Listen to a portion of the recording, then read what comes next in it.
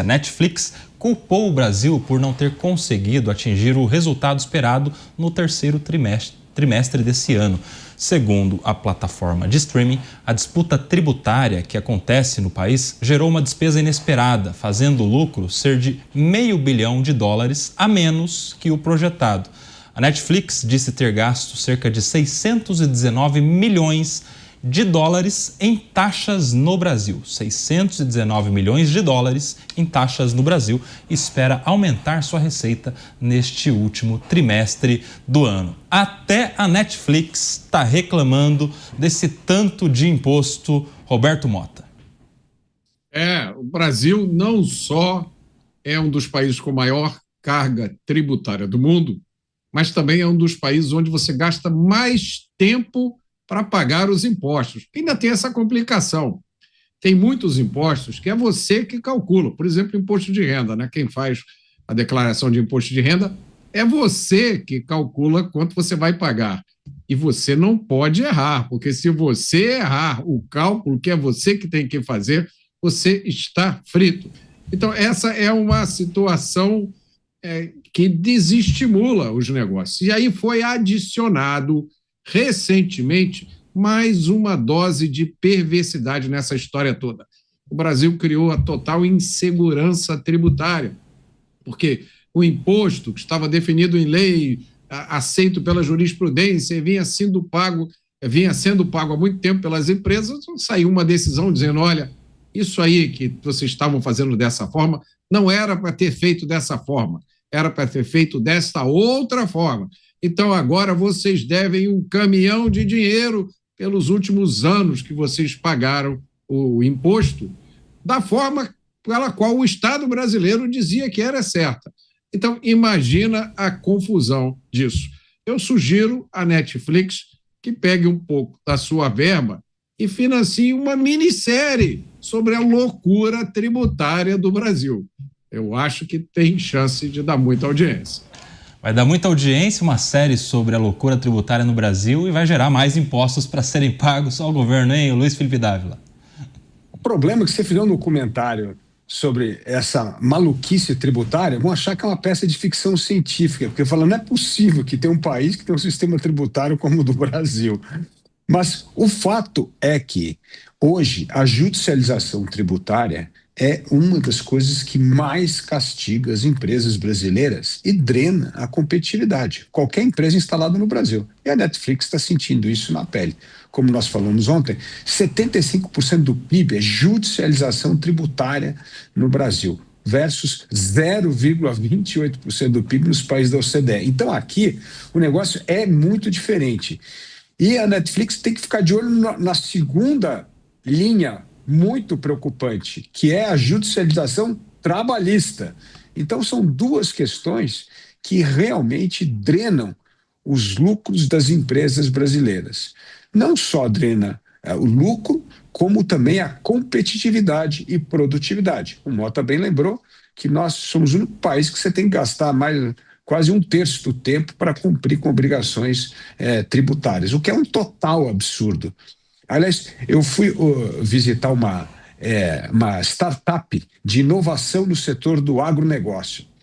E aí eles estavam me mostrando que o maior setor não é do cara que está criando essas inovações, da turma de tecnologia, não, é justamente da turma administrativa tomando conta dessas questões tributárias e trabalhista. É o maior absurdo que existe. O Brasil é realmente um país que desincentiva negócio.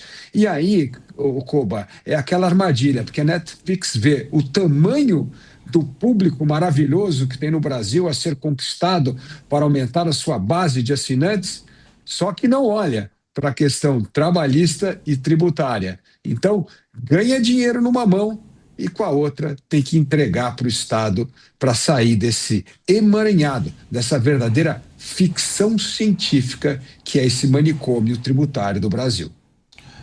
A conversa é de que a reforma tributária, o Cristiano Beraldo, iria resolver esse problema.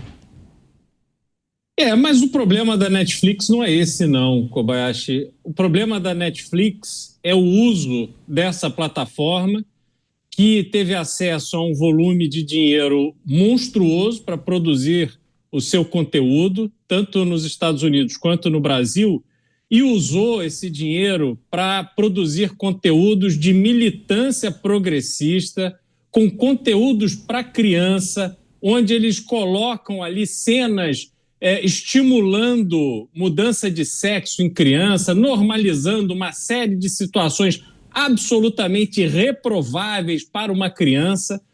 E a Netflix no Brasil, que gastou muito tempo e muito dinheiro produzindo conteúdo progressista.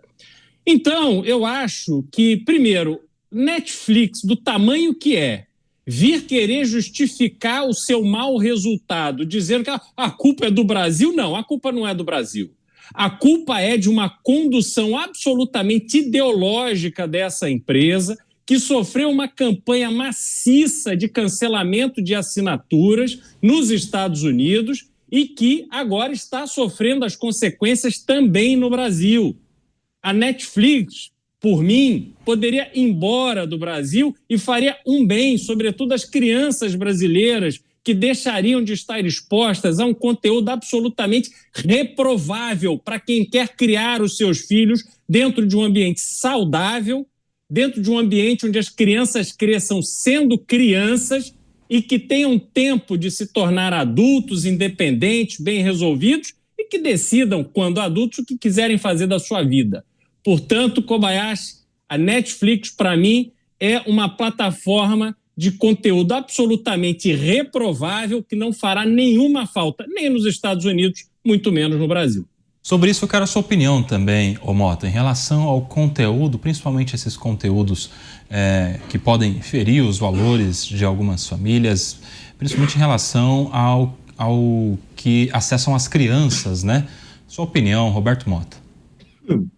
Bom, a gente estava falando sobre tributos, mas já que nós tocamos nesse assunto, o Cristiano Beraldo está coberto de razão.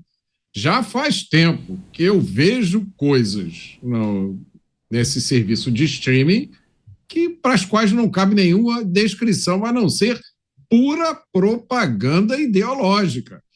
Eu acho que se a aplicação da justiça fosse simétrica nesse país, várias dessas coisas já tinham sido tiradas do ar como propaganda eleitoral antecipada, ou fake news, ou qualquer uma dessas coisas. Veja, eu defendo a liberdade de expressão. O que eu acho curioso é que tudo que tem lá só apresenta um lado da moeda. E algumas coisas produzem uma indignação, especialmente em quem acompanha o grande drama do Brasil, que é a situação de segurança pública. Eu vejo várias séries que são pura glamorização de criminosos. Eu me lembro de uma, eu vou citar aqui o nome, que eu acho que é alguma coisa, o título é parecido com A Menina que Matou os Pais, ou é uma história de uma menina que matou os pais. Aí tem o ponto de vista dela, o ponto de vista do outro criminoso. Tem também uma série sobre criminosos presos, sobre a qual eu já falei aqui. É uma série muito bem produzida, que mostra o drama dos criminosos na cela de prisão, mostra a declaração da família, o sofrimento, a saudade que eles sentem. Não fala uma palavra sobre as vítimas. A série não conta os crimes que os criminosos cometeram. A série não diz que eles são membros de facções. Inclusive, tem lá um criminoso dizendo: olha, eu fui condenado a 100 anos de prisão, mas eu consegui reduzir a minha sentença para 10 anos estudando. Aí ele mostra os livros. Que bonito, né? Você morar num país onde o sujeito cometeu um crime tão brutal que foi condenado a 100 anos. E aí, estudando, ele consegue reduzir essa sentença para 10. E tem mais uma coisa, Koba, já que a gente está falando sobre essas questões, tem outra coisa que me irrita profundamente nesse serviço de streaming. Quando eu fiz a assinatura, o serviço não tinha nenhum anúncio. Eu podia assistir os filmes sem interrupção. Aliás, foi para isso que eu assinei um serviço de streaming, né? Para não ser interrompido. Aí, de repente, o serviço resolveu o seguinte: agora vai ter anúncio sim. E se você não gostou, você tem que fazer um upgrade, passar a pagar mais caro para poder assistir os filmes sem anúncio. Eu vou te contar, Netflix, fala sério. É uma questão até de direito do consumidor, né? Nesses contratos digitais, enfim. O Luiz Felipe Dávila, eu quero também a sua opinião, lembrando que bem recentemente, nesse mês mesmo, no começo do mês, a gente teve uma campanha de boicote à Netflix, liderada inclusive pelo Elon Musk, que estava atribuindo à plataforma uma política, uma agenda woke, né, que seria prejudicial aos princípios e valores, principalmente da família, enfim.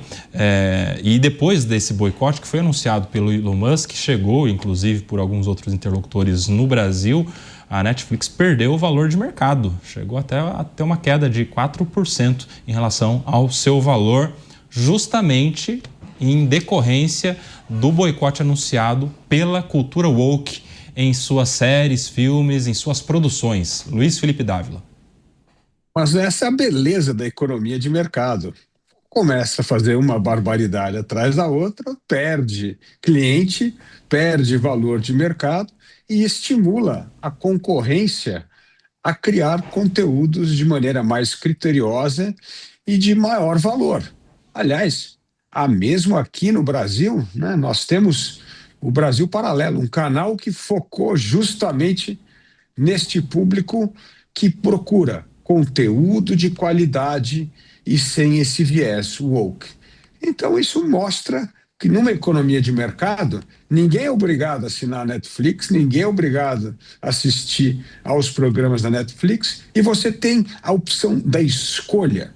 E como você bem colocou, Koba, esse boicote fez com que a companhia sofresse bastante, tanto no seu faturamento quanto na queda do seu público, estimulando a concorrência a criar coisas de muito menor qualidade.